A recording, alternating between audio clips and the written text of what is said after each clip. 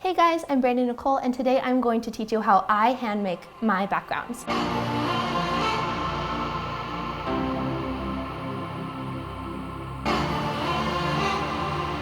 Professional ones can cost anywhere from $400 to $8,000, and while you certainly can make one on a dime, I'll show you the materials I use to make one for about $60 a drop. A quick note before we jump in, this is definitely a big project, so you'll need a few hours, but I believe in you. First, we're going to start with gathering our materials. The first thing you'll need is some canvas. I would suggest finding the biggest one you can possibly find so you can use it for full-length portraits. The first background I ever made was with cheap $10 folded drop cloth canvas, and although it works, I would definitely not recommend it because it is a giant pain to remove the folds, and also you have to prime it at least once or twice before you add paint onto it.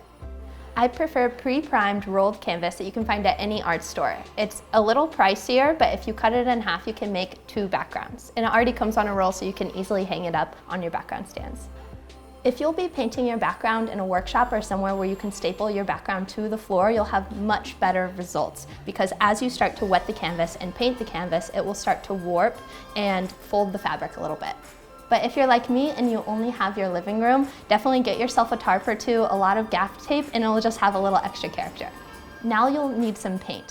What I would recommend is any house paint, but definitely anything matte. If you get any paint with gloss, you'll have unpredictable glowing elements in your background. I used painter's acrylic paint because I wanted to use the extra for other canvas projects, but please feel free to use house paint because it is much cheaper. Now you'll need some tools to paint with. You can use a brush or a sponge to paint your background, but it will take a really long time. I've found that brooms are the perfect tool to paint because you can cover a lot of ground a lot quicker. If you want to paint your drop a base color, get yourself a paint roller with an extending arm. For me, I like to keep the base white or a very light coat of paint mixed with water. Then layer light coats with the broom that are slightly lighter and slightly darker to add dimension. Now the technique with painting the texture on top is to paint quickly and randomly.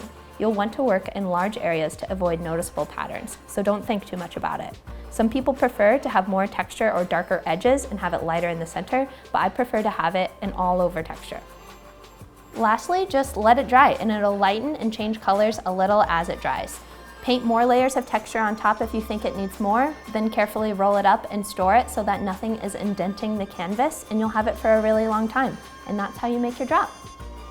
So now that my backdrop is dry, I'm going to switch from this gray one to the blue one we painted and do a quick little photo shoot and show you how it looks in the end.